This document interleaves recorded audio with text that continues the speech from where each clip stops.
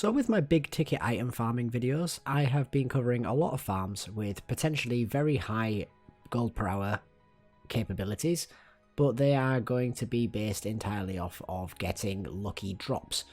These lucky drops have got a very high value, but obviously if you don't get them, then you are going to find yourself not doing as well as you might have hoped. By contrast, what I'm hoping to do with this video is show you the capabilities of steady gold farms, things where there isn't that much variance in what you're going to get based off of RNG. There is, of course, the odd little bit here and there, but for the most part we're looking at farms in this series that we're going to start that are going to be for steady amounts of gold that are fairly consistent, or at least steady amounts of items that are fairly consistent, with no big RNG dependence. And to that end, it made me think of a video I watched recently by Golden Roots. If you don't know what Golden Roots is, it's a YouTube channel that I highly recommend that you check out. He comes up with a lot of original content, and it is pretty fantastic, and one that I would highly recommend going and spending your time watching. And recently, he's been doing a series of videos on the Mount Hyjal zone. And a couple of them seemed rather promising for things that I would quite like to test for myself to see if I could emulate his results, and get just a few more data sources to see if it is going to be viable for this series.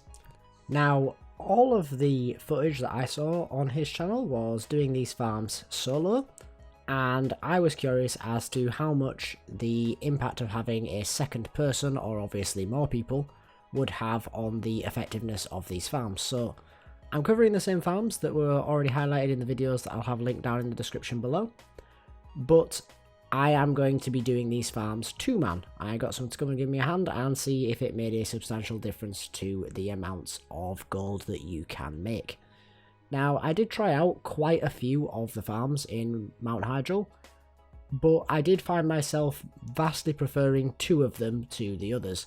The others just didn't prove to be particularly efficient for me, either in terms of kill rates or difficulty in setting up the farm, or more notably just in not getting enough of the right items for the values on my realm to be able to make it viable as a profitable farm.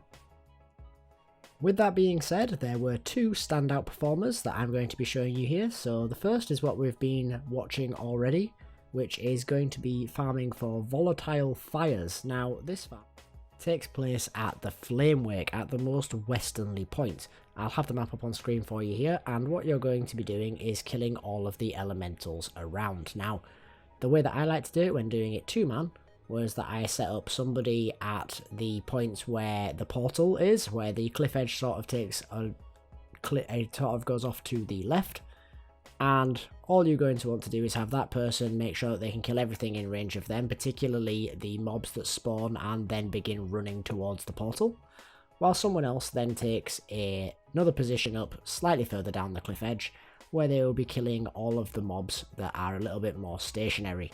Now, that second person is going to have much more killing to do than the first, but the first person's killing is going to be extremely important, as if you're not on the ball killing these mobs the moment they spawn, they will run to the portal, get out of range, they will end up dying, it will slow down the respawn rate, so it is definitely the more important position, but the less active position. Now, how is often the case on this channel, the footage that we're seeing was purposely gathered, and as a result the farm that I will be doing is always for obscure times, because it is simply the length of time that I felt I needed for doing the footage. And as is well established, I do not care for gold per hour numbers. That being said, it is commonly requested that I share a bit of information for how long I was farming for and what I got. And to that end, I was farming for roughly 12 minutes, it went a little bit over in the end. And I acquired 95 volatile fires and 11 tiny treasure chests. Now, these tiny treasure chests, as we've discussed in previous videos, are going to be only attainable if you are using the Potion of Treasure Finding. Now, Potion of Treasure Finding is craftable by alchemists, and most gold farmers will simply purchase them off of the auction house, and then it enables any cataclysm mob to drop these tiny treasure chests. Now, if you just want tiny treasure chests, these are not the farms that I would recommend, but if you're going to be doing this farm anyway, it is definitely advantageous to have one on, providing you can get a hold of the potion relatively cheap. So, to that end, in 12 minutes I got 11 tiny treasure chests and 95 volatile fires. Now, if you're going to consider the viability of doing this farm and you want to convert that into something a bit more real, I will have on screen at some point in the video for you the values currently across Europe for volatile fires. And then it's a bit more variable with the value of the tiny treasure chests, as they can drop a wide array of crafting materials, and it will vary from realm to realm. So that is just something you're going to have to calculate the value for yourself, and then decide whether it's worth it for you. Now, this farm did prove to be somewhat obscure in terms of how the forced respawn worked. These mobs clearly are on a forced respawn, as you can tell from the odd point where you will kill a mob and you'll get the mass respawn. However, they do seem to also have a point where you seemingly have killed all of the mobs and they're just not coming back. Now, we did end up with moments where there wasn't anything to kill, but they were relatively short-lived and not particularly an issue.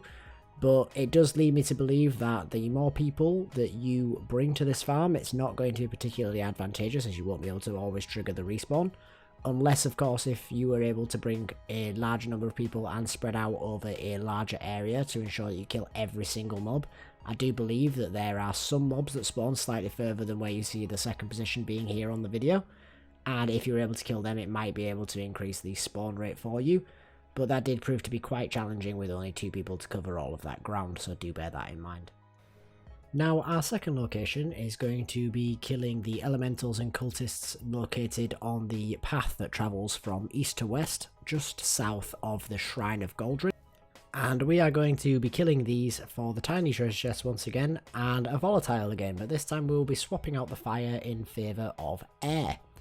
Now, the farm is done very similarly. It's a forced respawn over a relatively large area, however, and you are simply going to want to continually kill the mobs and then go and loot like you would with most farms.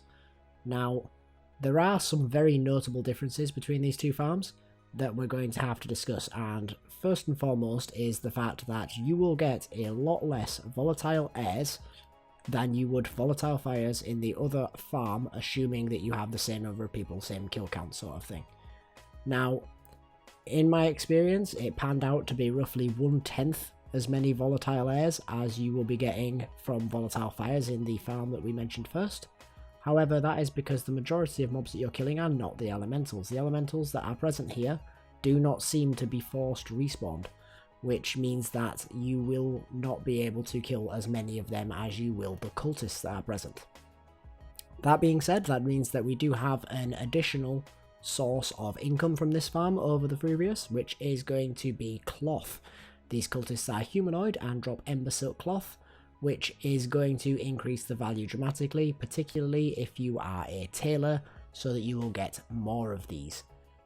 Now, other than that, these farms are very similar in that it just covers a relatively elongated area and you have as many people as possible to kill the mobs. Now, the force respawn on this does seem to work considerably better than the first farm, and we were able to get pretty consistent results, barring one particular window which was more due to us and the fact that we had my friend be on the phone at the time, which meant that their killing capabilities were considerably lower. So do bear that in mind if you are considering doing this farm solo. That is an example of what it's going to be like. Either you're going to be waiting on respawns or you're going to be covering a very large area. So in the end, after about another 12 minutes of farming at this location, I did find myself getting only 8 volatile airs, but 14 tiny treasure chests.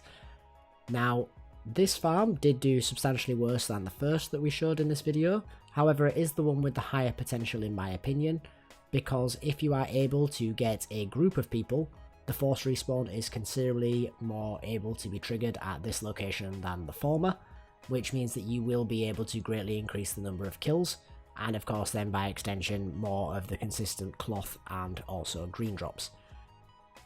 To that end, in 12 minutes, I did also acquire 2 blues at this location and 1 blue at the first location. That will have some value to them, as you'll see in the video here. That is a factor that you can consider, although I do believe that that rate of blues is quite high. But that's going to about wrap it up for this one, guys. I do hope you enjoyed the video. In conclusion, I would say that most people are better off doing the first farm that we covered here. And if, however, you are able to get a well-coordinated group of 5 people together the second farm is definitely going to be preferable in terms of getting the numbers of cloths and treasure chests. But if you are looking for treasure chest farming, there are definitely better locations, some of which have been covered on the channel here before.